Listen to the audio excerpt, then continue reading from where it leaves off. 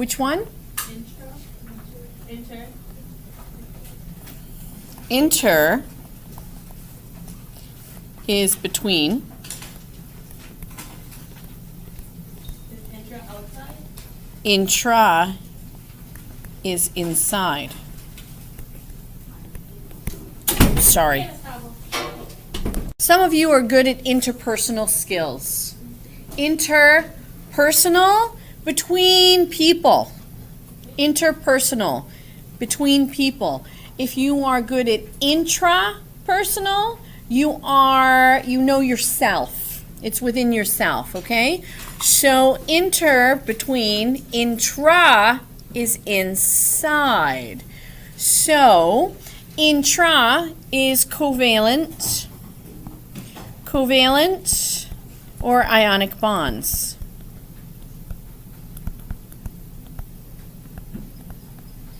Okay, we're talking about actual bonds, covalent or ionic. Inter, we're talking about forces of attraction. Even though one has bond in its name, these are not bonds in the classical sense of bonds. Okay, these are just forces of attraction.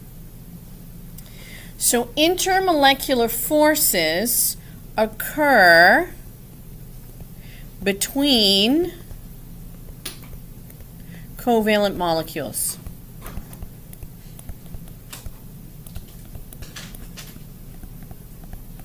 They occur between individual covalent molecules. There's 3 of them. What are they?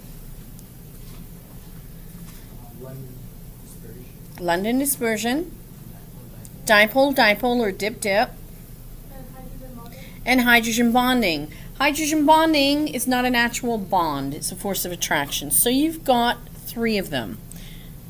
When you go to university, you might talk about more. So let's say this is a straight line.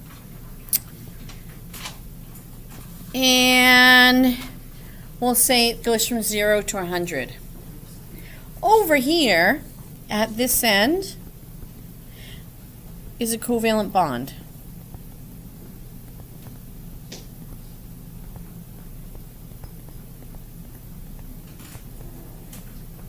So we're talking like a carbon-hydrogen bond or an oxygen-hydrogen bond. So an actual covalent bond has a strength of about 100.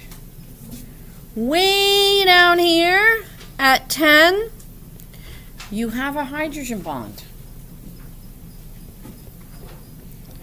Which are the strongest forces of attraction between molecules? Which you can see, it's about 1/10 of the strength of an actual bond. Below it, you've got your dip, your dipole. And then even further down, you've got London dispersion forces. So sometimes you'll see in textbooks, these are called van der Waal forces, named after Van der Waal. And these are just weak forces of attractions between molecules. That's all it means, weak forces of attraction between molecules. So these 3 types of forces of attraction are quite weak, but their net effect has quite an impact. And this has to do with physical properties of compounds. We're talking it affects melting points. It affects boiling points.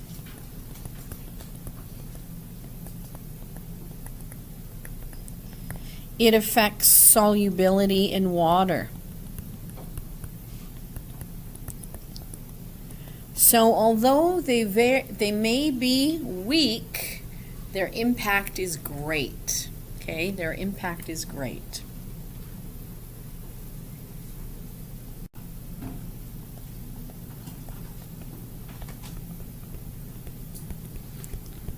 That are constantly moving.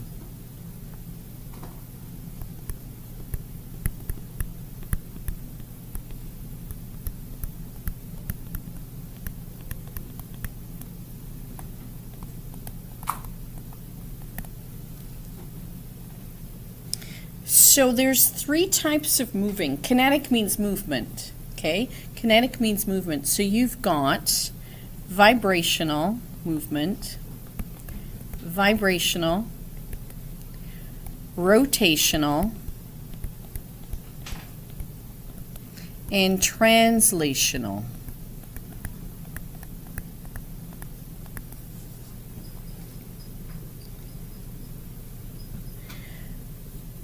So vibrational means it's literally just vibrating in the spot. Rotational means it can actually spin on an axis. Translational means it can actually move, like water flowing, okay? So translational doesn't mean you translate from English into chemistry. It means you're actually moving. So you have three states of matter.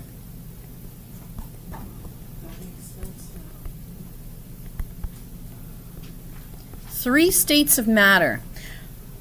If you're in the solid, you don't have a lot of energy.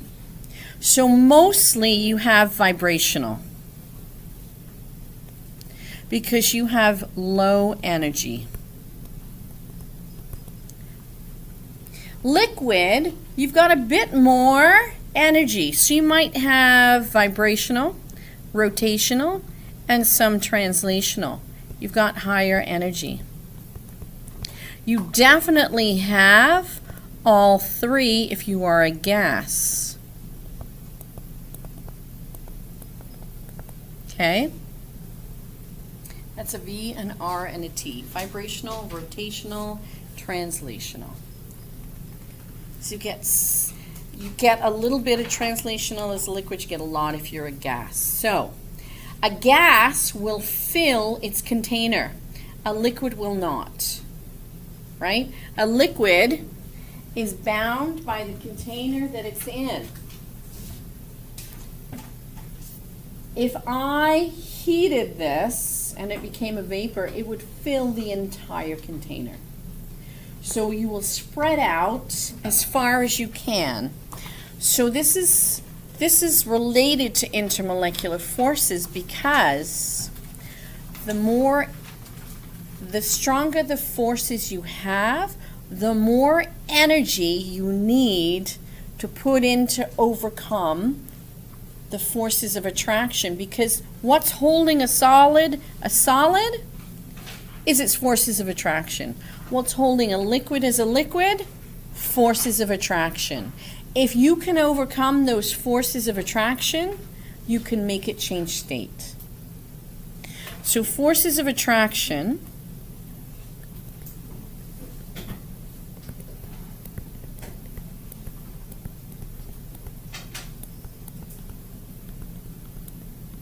determine its state.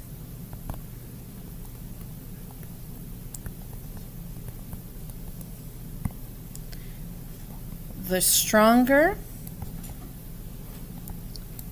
the forces, the more energy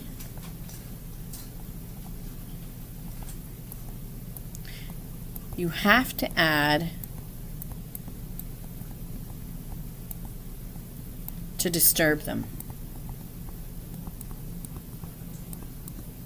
or overcome them. Oops.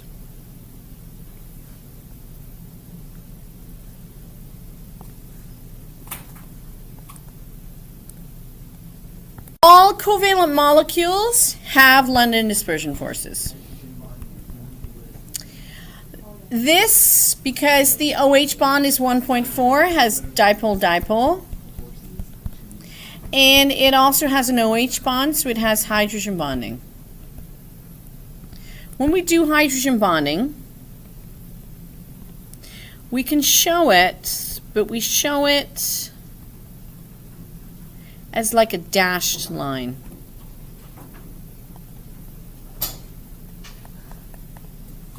So those red dots are my actual hydrogen bonds.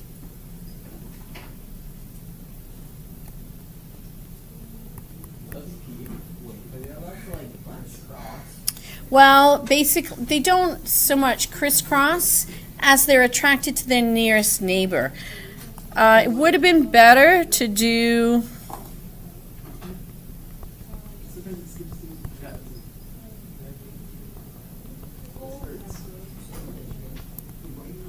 Would have been really better to do them like this. But it's okay. Do it the way you did it.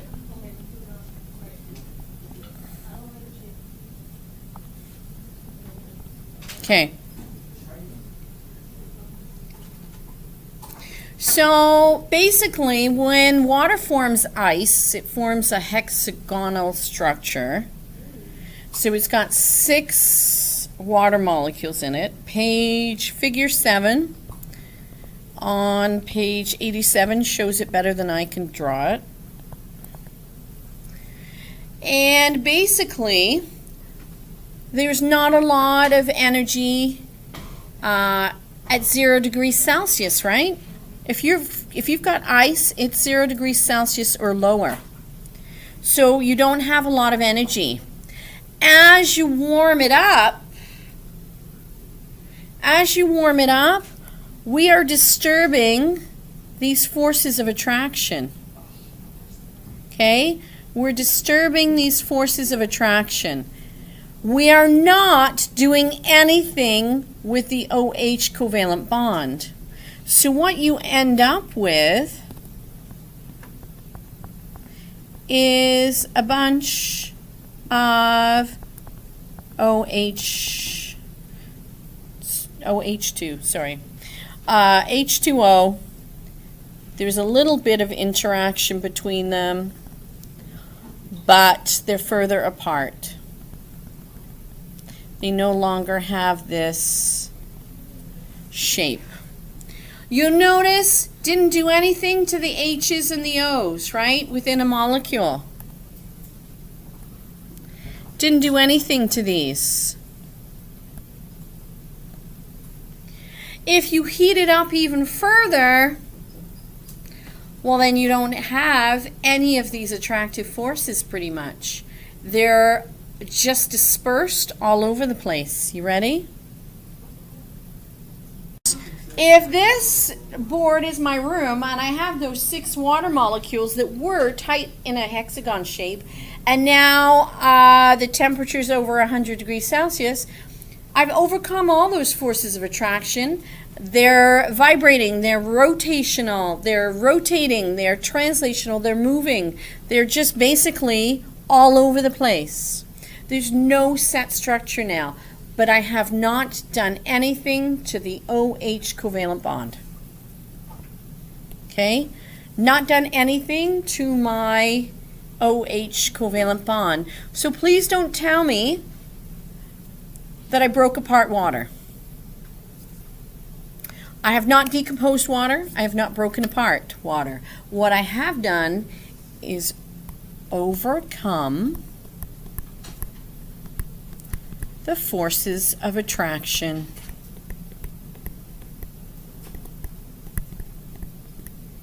Between molecules.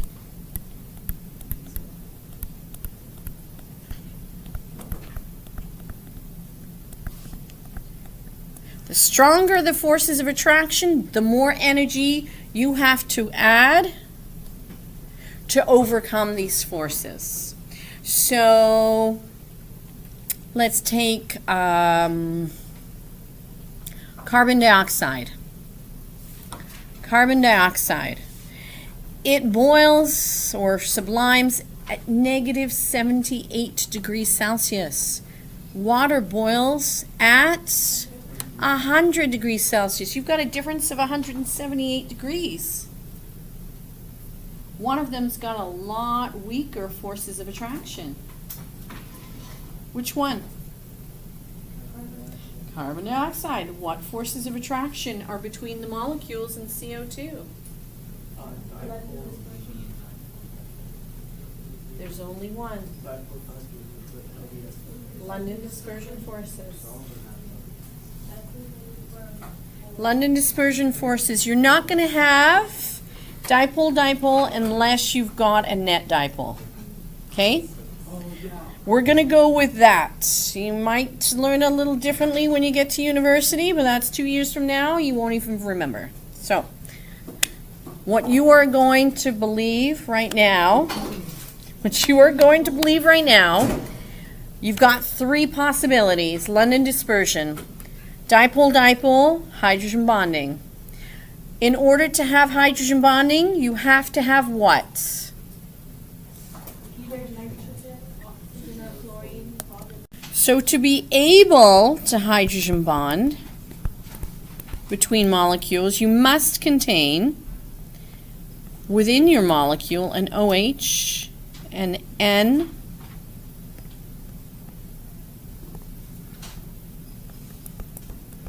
H, or you have to be HF. So you need to have these within your molecule in order to hydrogen bond with something else. Okay? Dipole-dipole.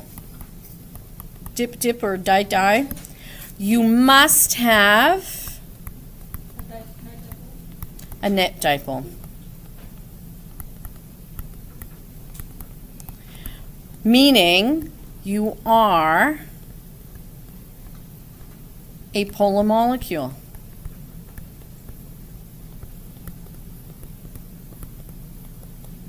And we talked about polar molecules the other day. So you must be a polar molecule. And then London dispersion forces, everything that's covalent.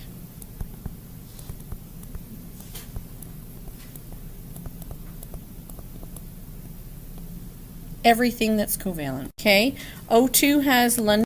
O2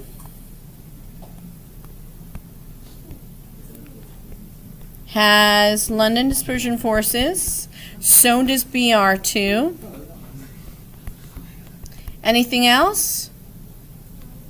No? Okay, how many total electrons are there in oxygen? Altogether. All of them, not just valence.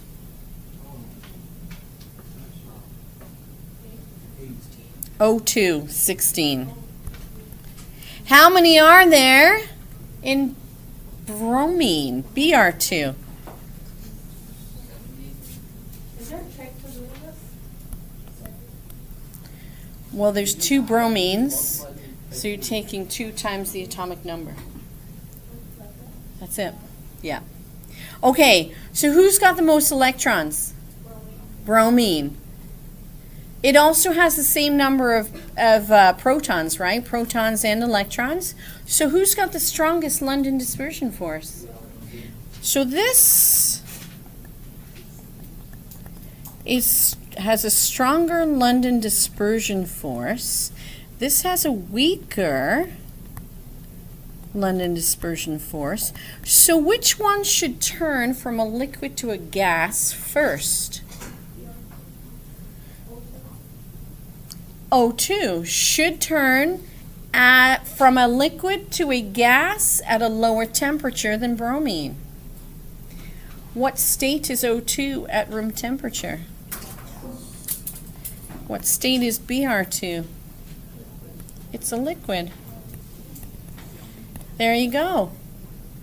That is why bromine is a liquid at room temperature, because it has stronger forces of attraction between its molecules.